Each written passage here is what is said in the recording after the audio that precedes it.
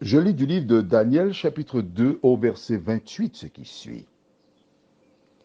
Mais il y a dans les cieux un Dieu qui révèle les secrets et qui a fait connaître au roi Nebuchadnezzar ce qui arrivera dans la suite des temps.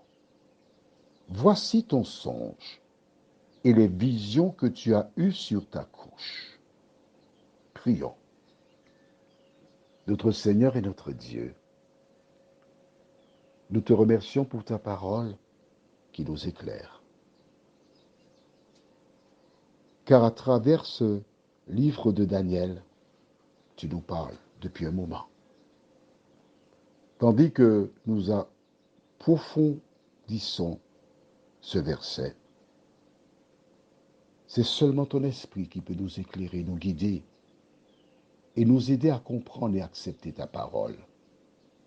Merci pour cela, Seigneur. Au nom de Jésus, pour ta gloire éternelle. Amen.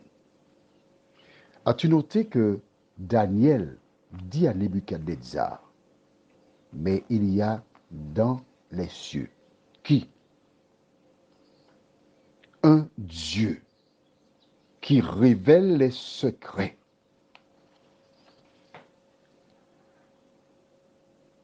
Tu peux te cacher.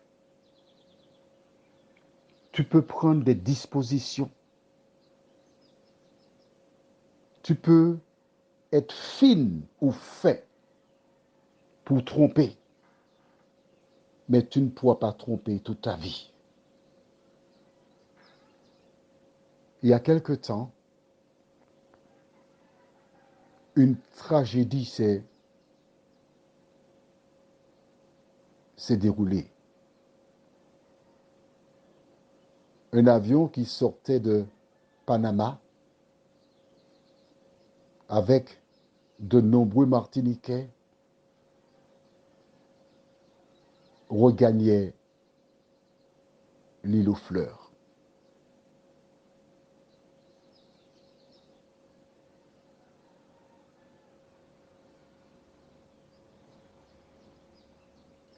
Des personnes revenaient d'une expédition mémorable. Ils avaient acheté des souvenirs.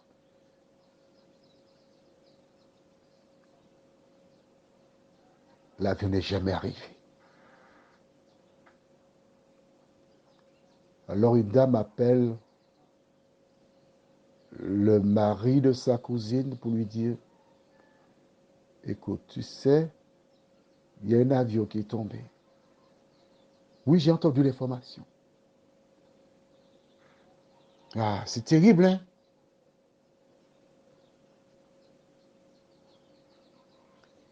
Et la cousine cherche ses mots. Et lui annonce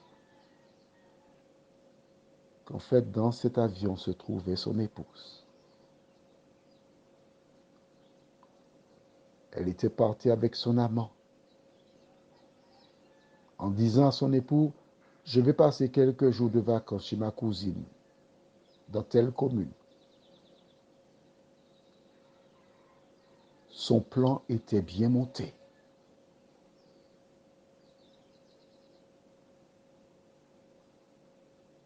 Elle n'est jamais revenue en vie. On ne peut pas tromper en tout temps. Alors je t'invite, si tu trompes une femme, un homme, tes parents, je t'invite à cesser de le faire. Mais nous notons qu'il y a un Dieu qui révèle les secrets. Je t'invite à prendre ta Bible avec moi dans le livre de Jean, chapitre 1er. Et nous lisons à partir du verset 43. Le lendemain, Jésus voulut se rendre en Galilée et il rencontra Philippe. Il lui dit, suis-moi. Philippe était de Bethsaïda, de la ville d'André et de Pierre. Philippe rencontra Nathanaël et lui dit, nous avons trouvé celui de qui Moïse a écrit dans la loi et dont les prophètes ont parlé, Jésus de Nazareth, fils de Joseph. Nathanaël lui dit, peux-tu venir de Nazareth quelque chose de bon? Philippe lui répondit, viens et vois.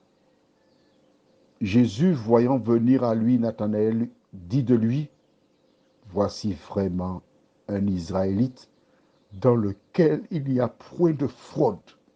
D'où me connais-tu? Lui dit Nathanaël.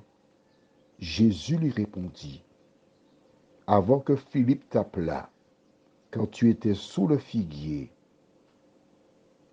je t'ai vu. Nathanaël répondit et lui dit, Rabbi, Rabbi veut dire maître, hein? Tu es le Fils de Dieu, tu es le roi d'Israël. Un homme qui quelques minutes plus tôt disait, mais est-ce que quelque chose de bon peut sortir de Nazareth? Il n'y a que des inutiles à Nazareth. Il n'y a rien de bon. Ce même homme, en rencontrant Jésus, découvre que le Sauveur connaît tout de lui. Pourquoi Jésus connaît tout de Nathanaël? Parce qu'il est Dieu. Le Dieu qui révèle le secret. Le Dieu qui te connaît. Le Dieu qui connaît tes souffrances. Le Dieu qui connaît tes désirs. Le Dieu qui te voit pleurer. Le Dieu qui te voit regretter. Il est ce Dieu-là. Prions. Notre Seigneur et notre Dieu, nous sommes heureux de savoir que nous ne sommes pas largués sur la terre. Nous sommes heureux de savoir qu'il y a un Dieu qui nous connaît. Des gens parlent de nous. Des gens nous regardent. Mais toi, Seigneur, tu nous connais. Nous te remercions, Seigneur. Alors que tout s'écroule autour de nous, de nous aider à faire comme Nathanaël, mais que tu frappes à la porte de notre cœur. Il a appelé Rabbi, maître, tu es. Le Saint-Esprit était en lui. Seigneur, aide-nous à faire comme lui. Merci d'être à nos côtés, nous t'en prions. Au nom de Jésus, pour ta gloire éternelle. Amen. Je te souhaite une bonne nuit.